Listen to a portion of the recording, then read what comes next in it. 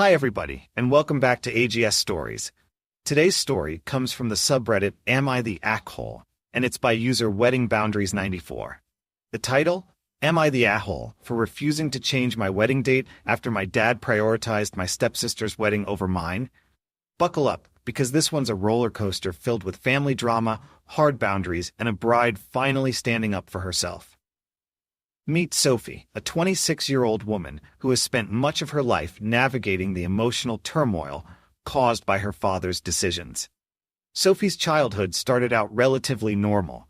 She grew up in a quiet suburban neighborhood, doted on by her mother, Laura, a loving and attentive woman who worked hard to create a stable, nurturing home. But tragedy struck when Sophie was just 10 years old. Her mother passed away unexpectedly after a short battle with cancer. Overnight, Sophie's world turned upside down, leaving her feeling lost and vulnerable. 2 years later, Sophie's father, Mark, announced that he had met someone new. Enter Linda, a warm and outgoing woman who quickly became a permanent part of their lives. Linda wasn't alone, though. She brought with her a 13-year-old daughter named Chloe, whose father had abandoned her years earlier. While Sophie initially tried to be open-minded about this new family dynamic, things quickly took a turn for the worse. Mark, who had been a decent but somewhat detached father, began focusing all his attention on Chloe.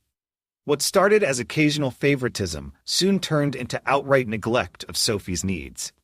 Birthdays, school events, and small family traditions that Sophie had cherished with her father became overshadowed by Chloe's presence. Mark seemed determined to make up for Chloe's lack of a father figure, often going above and beyond to make her feel special, but in doing so, he left Sophie in the shadows. The tension in the household became palpable. Sophie would come home from school to find Chloe occupying her father's time and attention, often in ways that made her feel like an outsider in her own home. There were even moments of outright hurt, like the time Mark forgot to pick Sophie up from a shopping mall, leaving her stranded in another state. Though he apologized profusely, the damage was done. It became clear that Sophie had lost the father she once knew, replaced by someone who prioritized his new family at her expense. By the time Sophie was 18, the emotional toll had become too great. She left for college, determined to put distance between herself and the home that no longer felt like hers. But even as she built her new life, the scars of her father's neglect lingered, shaping her view of family, loyalty, and love. Little did she know, the story was far from over. After years of feeling neglected, Sophie's resentment toward her father, Mark, grew into something she could no longer ignore.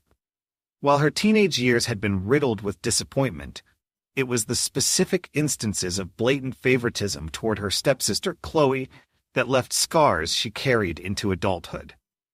The first time Sophie realized how far she'd fallen down her father's list of priorities was when she was just 13. It was supposed to be a family outing to the city mall, a rare chance for Sophie to spend quality time with Mark.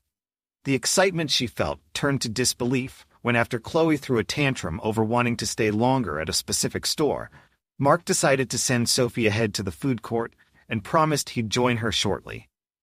Hours passed, and Sophie sat alone, clutching a milkshake that had long since melted, only to discover her father and Chloe had left the mall entirely. They had driven home, oblivious to the fact that Sophie was missing. Mark's frantic apology and assurances that it would never happen again fell flat when Chloe smirked from the corner of the room, reveling in the attention. By the time Sophie turned 16, the neglect had become routine.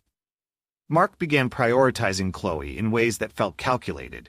Birthdays were overshadowed by Chloe's needs. One year, Sophie asked for a new bike she'd been saving for, only to watch her father buy an identical one for Chloe the very same day, just because.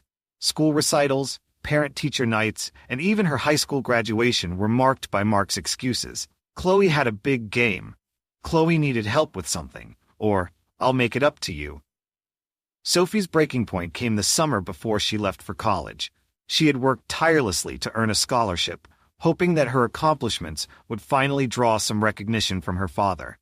Instead, he spent her farewell dinner talking about Chloe's new hobbies and upcoming cheerleading tryouts. Sophie had to fight back tears as her father's indifference became painfully clear. "I'm proud of you," he'd said almost as an afterthought, but the damage had already been done. When Sophie left for college, she made a conscious decision to create space between herself and her father. The calls became less frequent, and holidays were spent with friends or other relatives. At first, Mark didn't seem to notice the growing distance. But after a couple of years, he began calling more persistently, asking why Sophie seemed to be pulling away.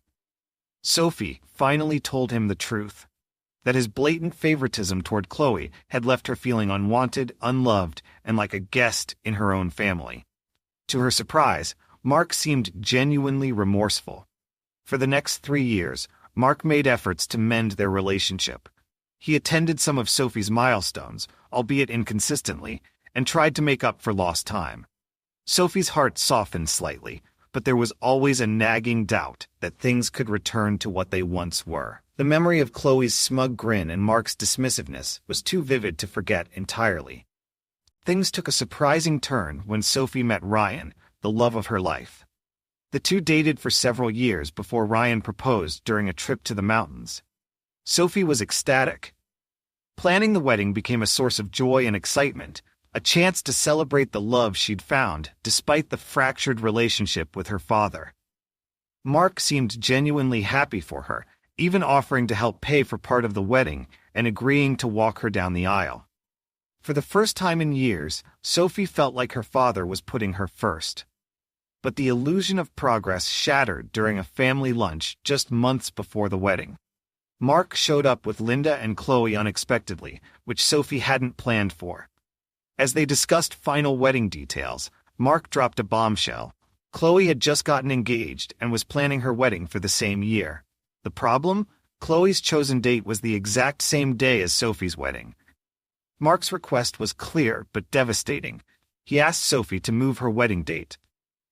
"You were open to December initially, so it's not too late to reschedule," he reasoned, his tone almost pleading. Sophie's heart sank. Her venue had been booked over a year in advance. Invitations had been sent, deposits paid, and plans finalized. Changing the date wasn't just inconvenient, it was impossible. Chloe, sitting smugly beside him, chimed in, "Dad has to be at my wedding. He's giving me away. If you want him to do the same for you, you'll change the date. It's only fair." Sophie's stomach churned as she turned to Mark. "Is this true?" she asked, her voice trembling. Mark hesitated for a moment too long before saying, "It doesn't have to be this way, Sophie. If you just consider moving the date." The room went silent. Sophie's mind raced as years of neglect and broken promises came rushing back. Her father's words confirmed what she'd always feared. When forced to choose, Mark would always put Chloe first. What is your judgment? Let me know in the comment section, and now let's check out the community comments. At Family Matters says, "Sophie, you are 100% NTA, not the a-hole. Your dad's behavior has been awful, and Chloe sounds like a master manipulator. The fact that she conveniently picked your wedding date when there are literally 364 other days she could have chosen is no coincidence. Your dad has always chosen her over you, and this is just another example. I think you're absolutely right to stand your ground. Your wedding day is about you, not Chloe. Don't let them guilt you into giving it up." Let Them Go says, "Honestly, your dad doesn't deserve to be at your wedding if he's not going to respect you. This isn't just about the date. It's about years of him putting Chloe first and not valuing your place in his life. I know cutting ties with a parent is painful, but sometimes it's necessary for your own mental health. Focus on your big day and the family you're building with Ryan. It sounds like your dad and Chloe will never change." Second Chances says, "I can understand why you're angry, Sophie, and I think you have every right to be. That said, if you want to try and salvage the relationship with your dad, maybe consider having one last conversation with him. Lay everything out, how he's hurt you, how this situation feels like the last straw. If he still sides with Chloe, then you'll know you did everything you could. But if he's willing to listen and finally step up, it might be worth keeping him in your life. Either way, protect your peace and don't change your wedding date." From my perspective, Sophie's response to her father and Chloe wasn't over the top. It was long overdue. This wasn't just about a single wedding date. It was about years of being made to feel second best. Her father's refusal to prioritize her shows how deep the favoritism runs, and Chloe's entitlement only adds fuel to the fire. The comments from the community clearly support Sophie's decision to stand her ground, and I completely agree with them. While reconciliation might be an option down the line, it should only happen on Sophie's terms. She deserves to have her wedding day without drama, guilt, or competition. At the end of the day, this is her time to celebrate her new beginning with Ryan, and I hope she can fully embrace that joy. So, let's move straight to the update to see how the story ends. The outpouring of support from the community left me feeling something I hadn't experienced in years: validation.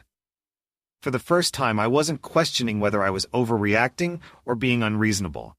Instead, I saw my experience reflected in the words of strangers who cared enough to dissect my story and offer genuine advice. Their insights were exactly what I needed to hear.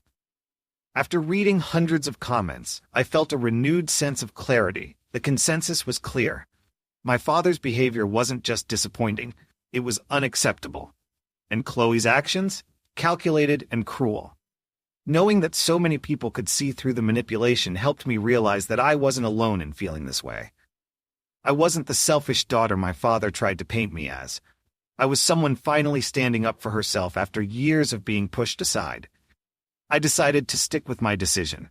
My father will not be part of my wedding. I won't change my date, I won't rearrange my plans, and I won't let him or Chloe dictate what should be one of the happiest days of my life. I sent him a text to make it official, writing, "Dad, I've thought a lot about our conversation, and I've decided that if you're choosing to attend Chloe's wedding instead of mine, I don't want you at my wedding at all. I've put up with being second to her my entire life, and this time, I'm putting myself first. I'm done fighting for your attention." His response came almost immediately. "Sophie, please don't do this. Chloe needs me. You don't understand how hard it's been for her to not have her real dad in her life. I thought you'd be more understanding, but this is hurtful." Reading his message, I realized something crucial. He wasn't apologizing. He wasn't even acknowledging the hurt he caused me. Instead, he was doubling down, once again justifying his actions by centering Chloe's feelings. I didn't respond. There wasn't anything left to say. For years, I've been trying to make him see me, trying to make him realize how much his favoritism has damaged our relationship. But if this latest betrayal didn't open his eyes, nothing would. The truth is, I deserve better than a half-hearted apology or a reluctant acknowledgement of my worth. And that's when it hit me. I've been giving him more chances than he ever gave me. A few days later, Chloe reached out to me directly. Her text was short but sharp. "I can't believe you're doing this. You've always been jealous of me, but I never thought you'd stoop so low as to ruin our family over a wedding date. Grow up, Sophie." I could practically feel her smugness through the screen. The nerve of her to call me jealous when she was the one who deliberately picked my wedding date. I didn't reply to her either. What could I possibly say that wouldn't escalate the situation further? I was done explaining myself to people who were determined to see me as the villain. Despite the emotional fallout, I found unexpected solace in my fiancé Ryan and his family. Ryan has been my rock through all of this. When I told him about the confrontation, he hugged me and said, "You don't need people who don't appreciate you, Sophie. This is our wedding, and it's about us. Let's focus on that." His parents have also stepped up in ways I never expected. They've offered to help with wedding preparations and even suggested walking me down the aisle if I wanted them to. Their kindness has reminded me that family doesn't have to be blood. It's the people who show up for you, time and time again. But even with all the support, I'd be lying if I said this hasn't been hard. There are moments when I second-guess myself, wondering if cutting my father out is the right decision. Weddings are supposed to bring families together, not tear them apart. Part of me mourns the relationship I wish I had with him, the one where he'd be the proud, supportive dad who put me first. But that relationship never really existed, and it's time I stopped pretending it might someday. As the weeks go by, I've started to notice a shift in how I feel. The sadness is still there, but so is a sense of empowerment. For the first time in my life, I'm setting boundaries that protect my peace. It's liberating to know that I don't have to accept less than I deserve, even if it means losing people along the way. I also made the decision to update my wedding plans. Ryan and I are working on personalizing our day even more, making it less about traditions and more about celebrating the people who've supported us through everything. We're planning to honor his parents during the ceremony, and I've even written a few words to thank my closest friends for being my chosen family. It feels good to focus on the positive, to build a day filled with love and gratitude instead of lingering pain. Looking back, I wish things had been different with my dad. But I'm finally coming to terms with the fact that I can't change him. What I can change is how much space I allow him to occupy in my heart and my life. The community's support has been invaluable in helping me realize that I'm not alone, and I'm not wrong for wanting to protect my happiness. As I move forward, I'm choosing to focus on the people who truly care about me. My wedding will be a celebration of love, resilience, and new beginnings. And while it may not include my father, it will include everyone who matters most. For that, I am grateful. After sharing my decision to exclude my father from the wedding, the flood of comments and support from the community continued to pour in. I've been overwhelmed by how many people understand the gravity of my situation. Reading through the advice and encouragement has made me realize just how many others have faced similar struggles with family dynamics, and their perspectives have only reinforced my choice to stand firm. One sentiment that stood out repeatedly was admiration for finally standing up for myself. People kept telling me how proud they were of my decision, which felt surreal. I'd spent so much time doubting myself, wondering if I was overreacting, but the validation was undeniable. At the same time, some users encouraged me to explore avenues for healing with my father, though even they recognized that any reconciliation had to come on my terms. Here are 2 comments that really stuck with me. Stronger Than Before says, "Sophie, your story hit me hard. As someone who grew up with a parent who always prioritized others over me, I know how painful it is to feel like you're constantly competing for love that should be unconditional. I'm so proud of you for standing up for yourself and setting those boundaries. Your father's actions and his refusal to acknowledge your feelings say more about him than they ever will about you. I know it's hard, but you've done the right thing. Your wedding day is yours. Celebrate it with the people who truly care about you and Ryan." One More Chance says, "While I completely understand and support your decision, I think it's worth having one more conversation with your dad. Not for him, but for you. Lay everything out, how his favoritism has hurt you, how this wedding conflict was the final straw, and what you need from him if he wants to be in your life moving forward. If he can't meet those needs, then at least you know you gave him the chance. But if he truly values your relationship, this could be the wake-up call he needs. Either way, make sure you're doing what's best for you." Both perspectives resonate with me deeply. On one hand, I feel a sense of relief and pride in standing my ground. On the other, there's still a lingering sense of loss, the hope that maybe, just maybe, things could be different if my father were willing to listen. But I can't hold on to that hope at the expense of my own happiness. This is my time to prioritize myself and the people who genuinely show up for me. As my wedding day approaches, I've decided to focus on the joy of the moment and the love surrounding me. Whether or not my father ever understands the damage he's caused, I know I've done everything I can to move forward. And for the first time in a long time, I feel at peace with that. As the weeks passed, my decision to move forward with my wedding without my father became more resolute. There were moments of doubt, fleeting thoughts about whether I was doing the right thing. After all, weddings are often described as family affairs, and it felt strange to imagine my father absent from such an important day. But every time I thought about the years of neglect, the favoritism, and the way he so easily prioritized Chloe over me, I knew in my heart that I was making the right choice. The days leading up to the wedding were a whirlwind of preparations, excitement, and admittedly lingering emotional weight. My father did try to reach out a few more times, though each message only reaffirmed my decision. His texts were less about mending our relationship and more about defending Chloe's actions. "She's family, Sophie," one text read. "You're hurting everyone by not compromising." Another said, "I'm doing the best I can here. Why can't you understand Chloe's needs too?"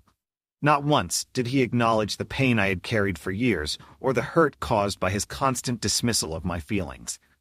At one point, I almost responded, not to reconcile, but to get the closure I so desperately wanted. But then I realized something important. Closure doesn't come from other people. It comes from within. I wasn't going to get the apology I'd been waiting for my entire life. My father wasn't going to magically become the man I needed him to be, and that was okay. I didn't need his validation anymore. I had my own. On the day of the wedding, I woke up feeling surprisingly calm. Ryan was already up, pacing around the house with excitement. Seeing him smile so genuinely reminded me of why this day was so important. It wasn't about who wasn't there. It was about who was. My closest friends, my chosen family, and Ryan's parents had all shown up for me in ways my father never had. They helped decorate, organize last-minute details, and even planned a small surprise, a slideshow of photos from my childhood with my mother. It was their way of honoring her and reminding me that love can be found in unexpected places. Walking down the aisle was bittersweet.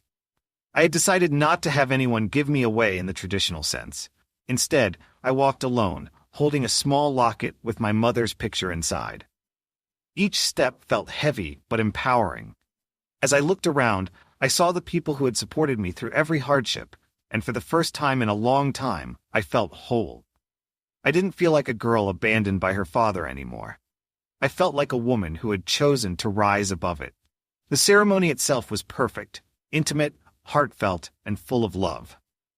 Ryan and I wrote our own vows, and I could see tears in his eyes as he spoke about our journey together.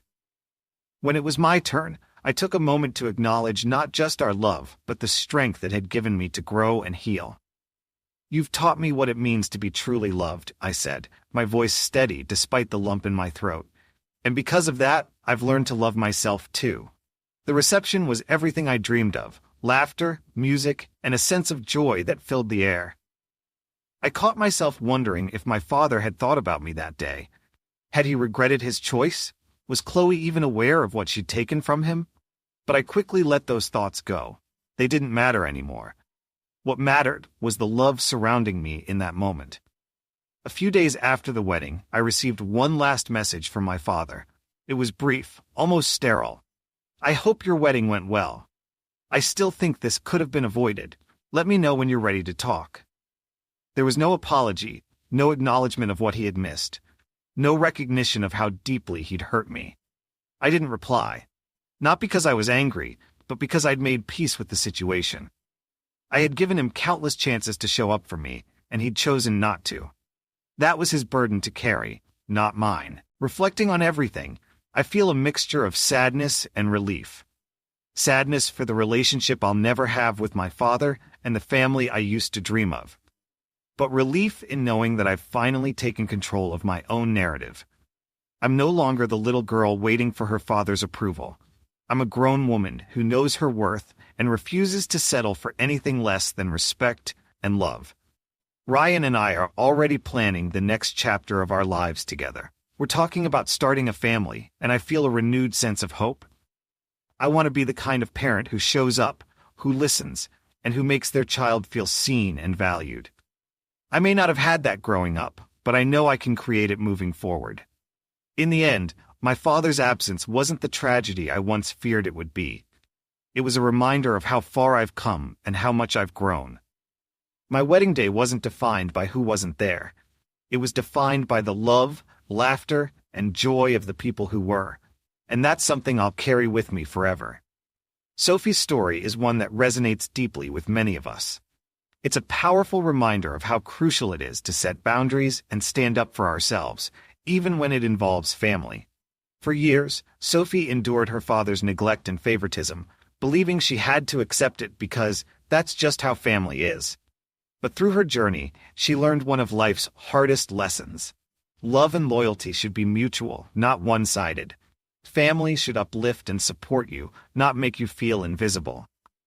This story sheds light on the lasting emotional impact of neglect, especially when it comes from someone we're supposed to rely on the most.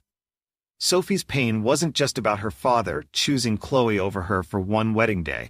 It was about a lifetime of being pushed aside. The wedding was simply the breaking point, forcing her to finally prioritize her own happiness and well-being. One of the most profound lessons from Sophie's experience is that setting boundaries is an act of self-love. It's not easy, especially when it means stepping back from relationships that should feel safe and supportive.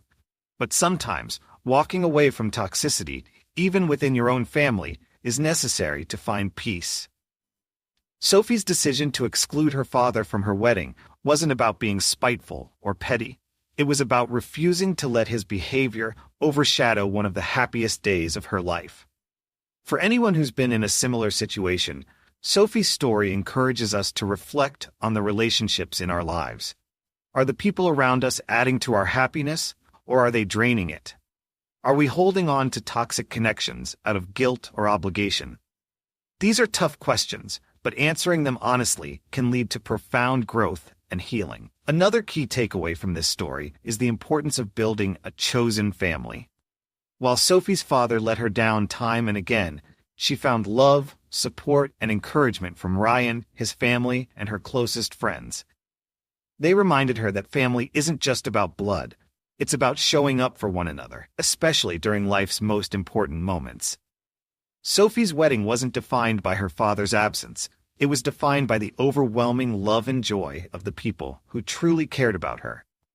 If there's one thing I hope you take away from Sophie's journey, it's this: your happiness matters. You deserve to be surrounded by people who value and respect you.